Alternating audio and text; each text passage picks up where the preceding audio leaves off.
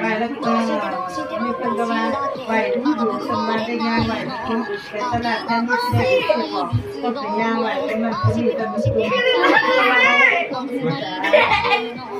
แล้วจะมาเข้าย้ายมาแย่มาคืออะไรกันสวัสดีทุกวันทุกคืนเลยยังไงกันเดี๋ยวที่ไหนก็ต้องมาสวัสดีทุกวันเพราะว่าทีนี้จะไม่ได้ยังไงสุดโลก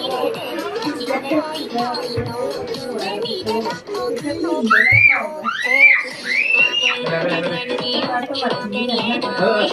พ่อก็ต้องไปก็ถึงตลาดเจ้าแล้วเจ้าแล้วเขาก็บอกเองว่ามันจะแตกมันไปในตลาดก็จะเป็นเขาไม่ได้ให้นักคนนี้ตลาดที่ก็ยังเก็บเงินก่อนยังมาคุยกันแต่ที่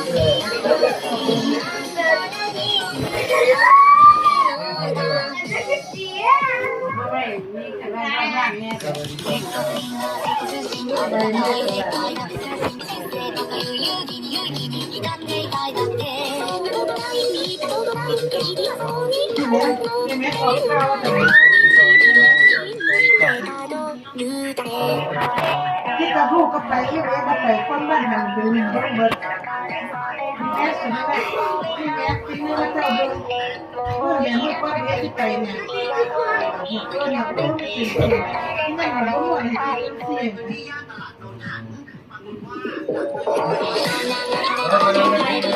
มูที่จะเกิดราคาในปีนี้มูแบบมันตั้งตัวละราคาขายของ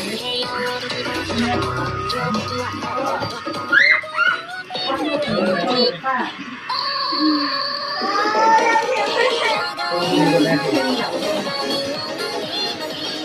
ที่ว่าเจ้าหญิงเขา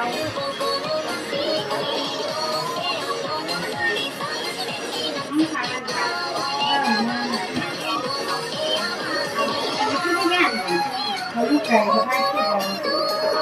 ก็คุณก็ไปเบิ้งแต่ท่านจะไปนะครูก็ไปคนบนบ้านอันจะเบิ้งเบิดคุณที่ยืนอยู่ข้างคุณร้านทองทำไมจะไม่ได้ที่